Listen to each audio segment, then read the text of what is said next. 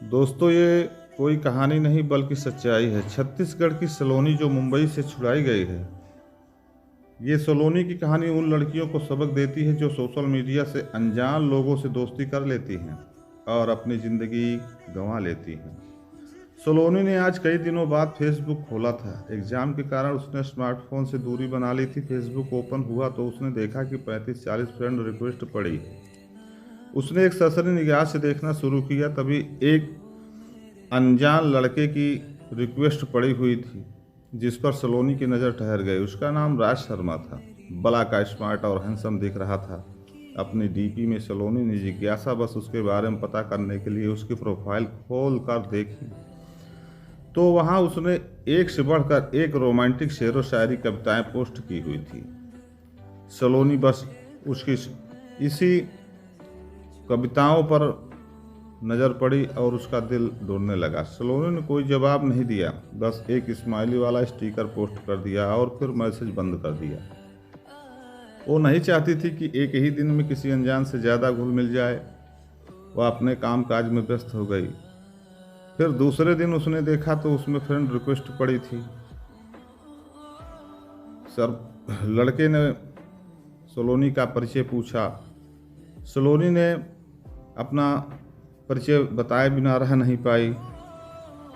सलोनी ने अपना भी पूरा परिचय पूरा बता दिया और उसके बाद बात इस तरह से आगे बढ़ी तो बातें होने लगी, यार हम कब तक यूं ही सिर्फ फेसबुक पर बातें करते रहेंगे।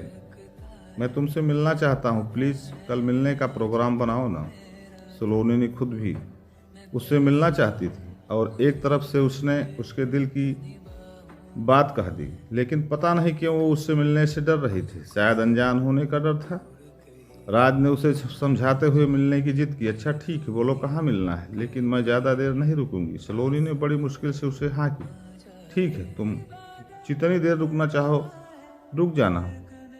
अगले दिन शाम को 6 बजे शहर के कोने में एक सुनसान जगह पर एक पार्क था जहाँ सिर्फ प्रेमी जोड़े ही जाना पसंद करते थे। शायद एकांत के कारण राज ने सलोनी को वहीं बुलाया था। पहली बार उसे सामने देखकर वो उसे बस देखती ही रह गई। वो अपनी फोटोज से ज़्यादा स्मार्ट और हैंडसम था। सलोनी को अपनी तरफ देखता हुआ वो इशारे करता है।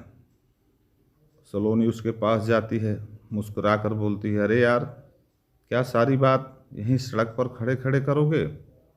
और फिर राज ने उसे कार में बैठने का इशारा करके पिछला गेट खोल दिया। उसकी बात सुनकर सलोनी मुस्कुराते हुए कार में बैठने के लिए आगे बढ़ी। जैसे ही उसने कार में बैठने के लिए अपना पैर अंदर रखा तो वहाँ उसे एक अनजान शख्स बैठा हुआ गाड़ी में पहले से ही दिखाई दिया।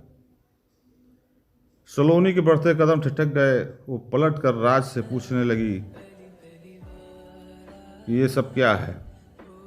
राज ने कुछ बोले बिना पकड़कर अंदर खींच लिया सलोनी को और उसे अंदर धक्का दे दिया। ये सब इतनी तेजी से हुआ कि वो संभल भी नहीं पाई और फिर अंदर बैठे आदमी ने उसका मुंह कसकर दबा लिया ताकि वो चीख न पाए। उसके हाथों को राज ने पकड़ लिया। अब वो ना तो हिल सकती थी और ना ही चिल्ला सकती थी। और तभी कार से दूर खड़ा एक आदमी कार में आके ड्राइविंग सीट पर बैठ गया और कार स्टार्ट करके तेज़ी से आगे बढ़ा दी। और पीछे बैठा आदमी जिसने सलोनी का मुंह दबा रखा था वो हंसते हुए राज से बोला, वाह भाई वाह, मज़ा आ गया। आज तो तुमने तगड़े माल पर हाथ साफ करा है। शबनम बानो इसकी मोटी कीमत देगी। उसकी बात सुनकर राज मुंह ऊपर कर बैठा और ठहाके लगा के हंसने लगा। उसने देखकर हंसते हुए स्माइल करने लगा। उसे ऐसा देखकर सलोनी एकदम से ठहक गई, जैसे कोई भेड़िया अपने पंजे में शिकार को दबोच के हंस रहा हो। और वो कार तेजी से शहर के बदनाम इलाके जिस्म की मंडी की तरफ दौड़ी जा रही थी। सावधान रहें, सतर्क रहें, सुरक्षित रहें। आप भी अपने परिवार को सुरक्षित रखें। आपका अपना अरविंद मिश्रा 4393 वीडियो अच्छी लगी हो तो लाइक सब्सक्राइब करें और दोस्तों इसे शेयर ज़रूर करना, क्योंकि एक वीडियो से ज़िंदगी बचाई जा सकती है। थैंक यू दोस्तों।